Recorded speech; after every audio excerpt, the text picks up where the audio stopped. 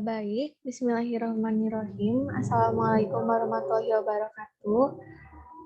Sebelumnya, perkenalkan kami dari kelompok 5 dengan saya sendiri, Anissa Salati Sumantri dengan NIM 2016111001 dan rekan saya Lukman. Perkenalkan, nama saya Lukman Sofwan dengan NIM 2016-110-13.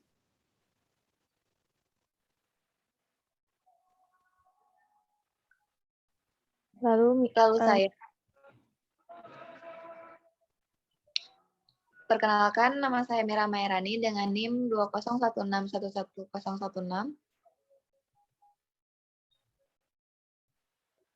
Dan saya Muhammad Ihsan Kamaluddin dengan NIM 2016111021. Pada kesempatan kali ini, kami dari kelompok 5 akan mempresentasikan tentang, boleh dilanjut slide-nya,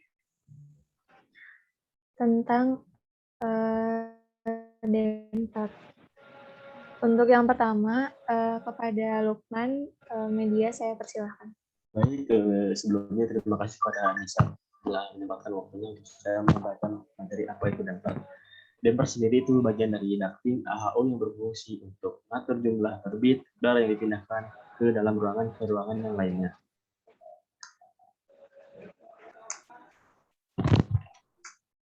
Lalu besar kecilnya debit udara yang dipindahkan dapat diatur sesuai dengan pengaturan tertentu pada damper.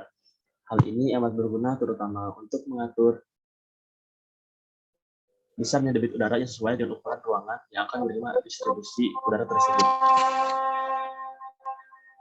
Lalu di sini terlihat ya ada komponen-komponen damper sendiri. Pertama itu frame itu body. Lalu ini ada bearing sendiri itu untuk mengatur blade apakah yang ditutup atau dibuka lebarnya sesuai dengan apa yang dibutuhkan di ruangan. Lalu ini ada blade pin itu kunci dari pisaunya, ada linkage, dan ada blade seals dan side seal. Lalu ini ada tipe-tipe blade profilnya, yaitu pertama ada single piece profil, yang kedua itu ada two piece profil, dan yang terakhir itu ada airfoil blade profil. Nah, mungkin cukup sekian yang dapat saya sampaikan, semoga bermanfaat. Saya kembalikan kepada Ica. Terima kasih. Baik, terima kasih kepada Lukman. Yang selanjutnya akan dilanjutkan oleh Saudari Mira. Media saya persilahkan.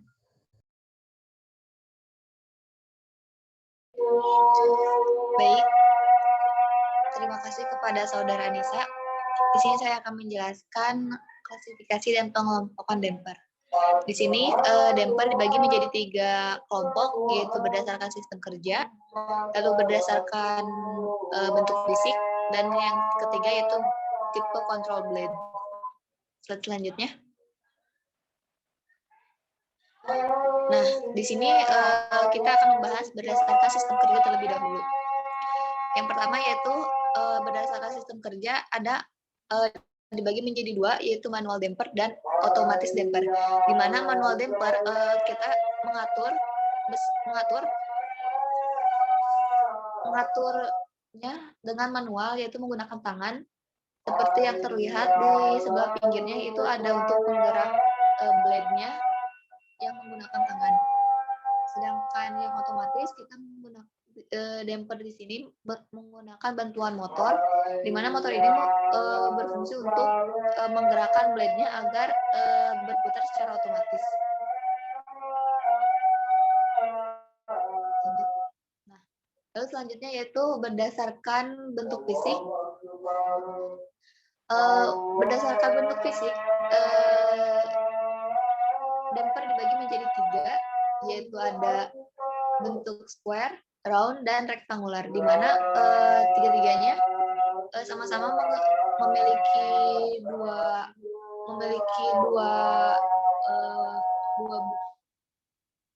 dua jenis, yaitu ada yang manual, ada yang otomatis. Jadi yang square ada yang manual, ada yang otomatis.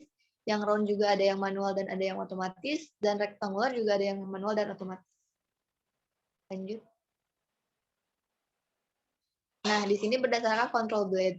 Jadi di sini berdasarkan control blade, maksudnya si blade untuk yang parallel blade, dia memiliki posisi blade yang sama, memutar sama-sama memutar searah.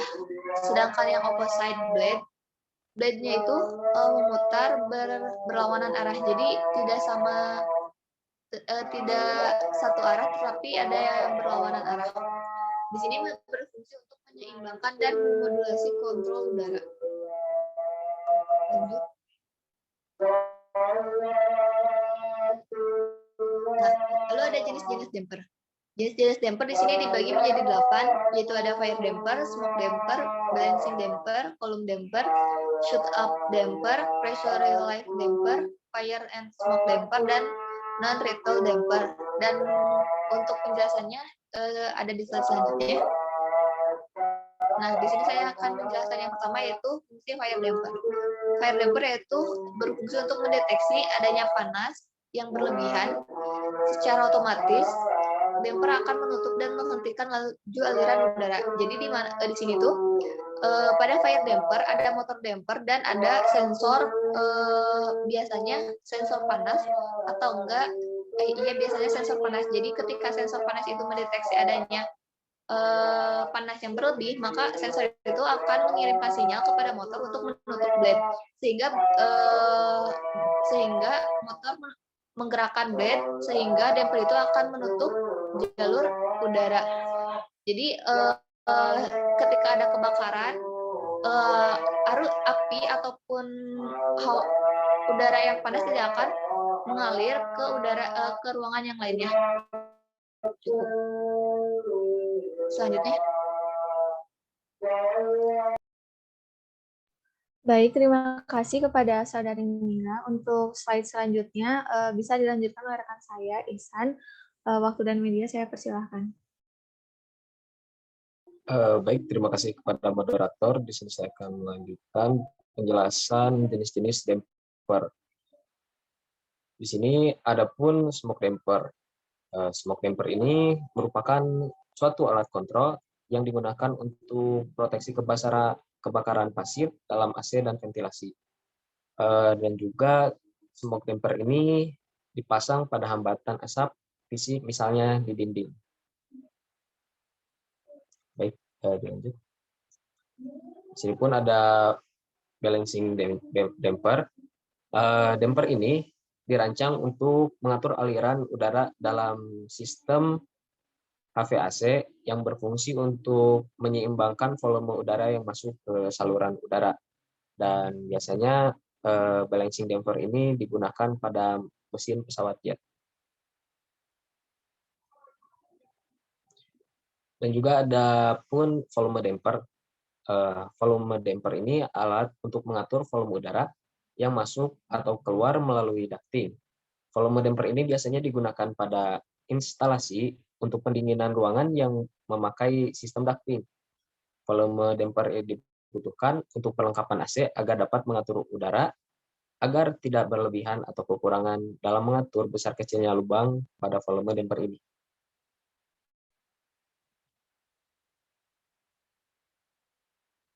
Selanjutnya, apa itu fan?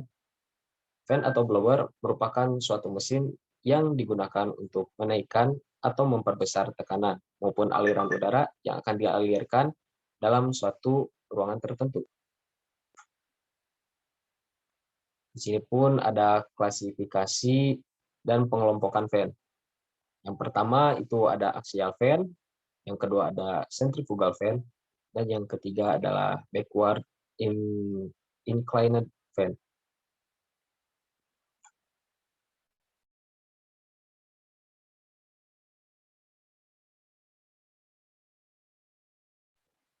Di sini ada axial fan. Yang pertama itu adalah fan ini dirancang untuk aplikasi aliran udara dan tekanan statisnya yang relatif rendah. Beberapa aplikasi umum dari fan aksial adalah termasuk ke dalam menara pendingin, kondensor AC luar ruangan, pendingin komponen elektronik, dan pendinginan mesin pembakaran. Semua perangkat ini membutuhkan aliran udara untuk melepaskan panasnya. Baik, terima kasih kepada Saudara Aceh. Untuk slide selanjutnya akan dilanjut oleh saya. Di sini ada tentang centrifugal fan. Jadi fan centrifugal ini tuh akan menghasilkan tekanan yang lebih tinggi daripada fan aksial yang memakan daya tampahan. Jadi centrifugal fan ini tuh menghasilkan aliran udara dengan mempercepat arus udara secara radial dan mengubah energi kinetik menjadi tekanan. Centrifugal fan dapat menghasilkan tekanan tinggi dengan efisiensi tinggi dan dapat dibuat dalam berbagai tingkat kondisi operasional. Fan jenis ini memiliki beberapa jenis type. Boleh slide selanjutnya. Lalu di sini ada backward inclined fan. Jadi fan ini itu merupakan fan yang bergerak seperti centrifugal fan. Biasanya digunakan dalam aplikasi industri dengan aliran udara tinggi dan resistansi variabel, seperti pengumpulan debu, sistem insinerasi, proses pendinginan, dan temper kaca. Dalam sistem HVAC komersial, backward inclined fan ini biasanya digunakan dalam energi recovery ventilator atau ERV. Lalu di sini ada hal-hal yang berkaitan dengan controller pada damper dan fan. Yang pertama ada motorized control damper dan yang kedua ada variable speed drive. Untuk motorized control damper merupakan suatu alat yang berupa motor penggerak yang digunakan untuk mengatur, membuka, dan menutup damper secara otomatis. Mengatur dan menyeimbangkan aliran udara pada ducting. Fungsi dari motorized damper yaitu damper yang menggunakan sistem kontrol PLC. Pada damper ini terdapat sistem mekanikal dan kontrol. Lalu ada variable speed drive. Jadi, berbagai aplikasi dalam industri memerlukan sebuah kontrol gerak mesin dengan bantuan motor-motor. Dalam hal ini, instalasi motor listrik penting digunakan dalam pengaplikasian di industri. Perancangan instalasi motor listrik pada hakikatnya terletak pada ketepatan menganalisa spesifikasi yang direkomendasi oleh otoritas yang bersangkutan. Demi mencapai nilai keselamatan dan ekonomis, maka instalasi motor listrik diciptakan secara efisien. Variable speed drive atau variable frequency drive merupakan alat yang digunakan dalam starting motor di industri. Jadi, variabel ini merupakan sebuah alat pengatur kecepatan motor dengan mengubah nilai frekuensi dan tegangan yang masuk ke motor. VSD memberi batasan kontrol kontinu atas kecepatan mesin. VSD juga digunakan dalam pengendalian motor listrik 3 fasa. Baik, mungkin berikut tadi hal-hal yang dapat kelompok kami sampaikan. Mohon maaf karena masih terdapat banyak kekurangan. Terima kasih atas perhatiannya. Wassalamualaikum warahmatullahi wabarakatuh.